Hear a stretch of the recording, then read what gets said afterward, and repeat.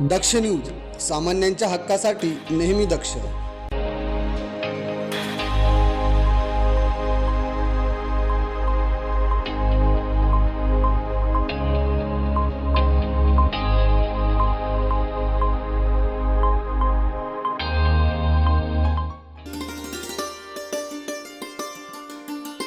नाशिक महानगरपालिकेतील शिवसेना गटनेते कार्यालयाचा शुभारंभ मंगळवारी उत्साहपूर्ण आणि जल्लोषपूर्ण वातावरणात पार पडला.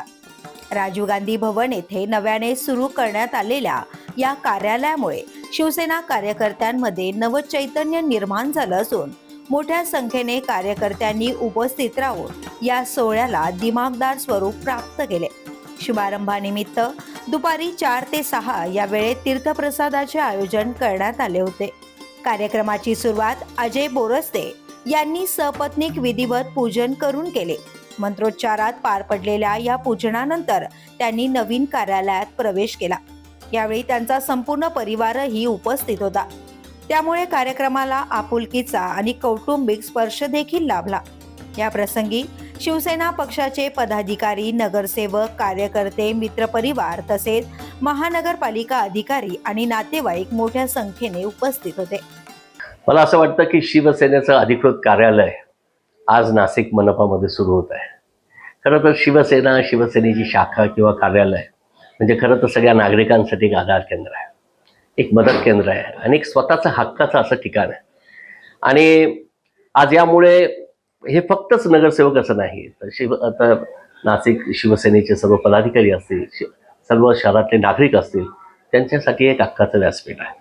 आपल्या कुठल्याही समस्या असतील तर आज आपण इथे येऊन मांडू शकतात आणि इथे त्या पद्धतीचं एक कामकाज आम्ही सुरू करणार आहोत. मला अत्यंत आनंद याचा आहे की आज सर्व पक्षीय म्हणजे पक्षीय राजकारण सोडून सर्वजण शुभेच्छा देण्यासाठी या ठिकाणी आले होते आणि सर्व आमचे नगरसेवक होते, शहरातले सगळे प्रमुख पदाधिकारी होते आणि त्यामुळे एक वेगळ्या शुभेच्छा मला मिळाल्यात. मला वाटतं एक वेगळी ऊर्जा या निमित्तानं मला मिळाली आहे आणि ही ऊर्जा हे या नाशिक शहरातील नाशिककरांसाठी काम करण्यासाठी मी प्रयत्न करेन. आणि पुनश्च मी नाशिककरांना सांगतो की आपल्यासाठी शिवसेनेचं कार्यालय सदैव उघडं असेल. जय महाराष्ट्र.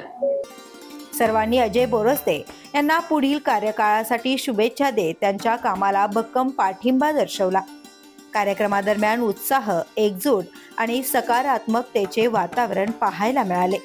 नवीन कार्यालयाच्या माध्यमातून शहरातील विकास कामांना अधिक गती मिळेल तसेच नागरिकांच्या समस्या सोडवण्यासाठी प्रभावी संवाद साधता येईल असा विश्वास उपस्थितांनी यावेळी व्यक्त केला. हा शुभारंभ सोहळा केवळ कार्यालयाच्या उद्घाटनापुरता मर्यादित न राहता शिवसेना कार्यकर्त्यांच्या एकजुटीचे आणि भविष्यातील वाटचालीच्या निर्धाराचे प्रतीक ठरला. करण सिंग बावरी, दक्ष न्यूज, नाशिक. कुष्ठरोग हा शाप नाही तर एक उपचार योग्य आजार आहे. मायकोबॅक्टेरियम लॅप्रे जीवाणूमुळे होणारा हा जुनाट संसर्गजन्य रोग त्वचा, मज्जातंतू आणि नाकाच्या आतील त्वचेवर परिणाम करतो. सुन्नपणा, फिकट पॅचेस, बोटे वाकडी होणे किंवा नाक चोंदणे ही त्याची लक्षणे आहेत. संसर्ग झाल्यानंतर लक्षणे दिसायला 5 ते 20 वर्ष लागू शकतात, पण घाबरण्याचं कारण नाही. मल्टी ड्रग थेरपीने हा रोग पूर्णपणे बरा होऊ शकतो. म्हणूनच वेळेवर निदान करा, उपचार घ्या आणि जागरूकता पसरवा. सार्वजनिक आरोग्य विभाग, नाशिक महानगरपालिका द्वारे जनहितार्थ प्रसारित.